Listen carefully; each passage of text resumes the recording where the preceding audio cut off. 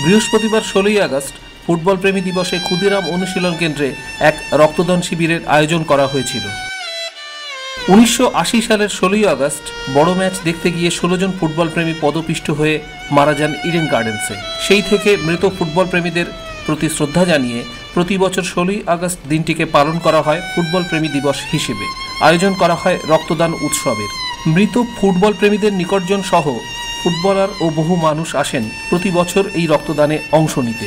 এই আয়োজন প্রসঙ্গে উদ্যোক্তাদের পক্ষ থেকে অরুণব চট্টোপাধ্যায় জানালেন, শুধুমাত্র খেলোয়াড় নয়, আমরা খেলা সম্পর্কিত যে সমস্ত মানুষরা আছেন, সংগঠনগুলো, ক্লাবগুলো, পরিচালকরা, সবাইকেই আমরা আহ্বান জানিয়েছি যে এখানে আসুন।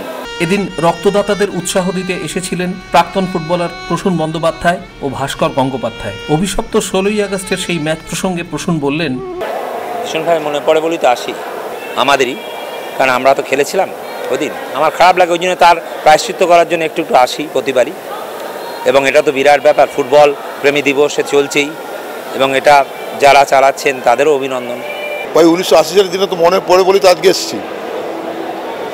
সেই মর্মান্তিক ঘটনার সাক্ষী তো আমিও ছিলাম। হয়তো মাঠে তো সেদিন খেলছিলাম না, কিন্তু গ্যালারিতে ছিলাম, কিন্তু আমরা বুঝতে পারিনি এই ঘটনা ঘটেছে। খুব দুঃখজনক ঘটনা। সেই দুঃখজনক ঘটনা যদি আর না হয়, আমরা সবাই সেটা চাই। এদিন ক্ষুদিরাম অনুশীলন কেন্দ্রে আসা রক্তদাতারা আমাদের জানালেন, আমার রক্ত দিতে খুব ভালো লাগে এক কথা, দ্বিতীয়ত এরকম একটা পরিবেশের যে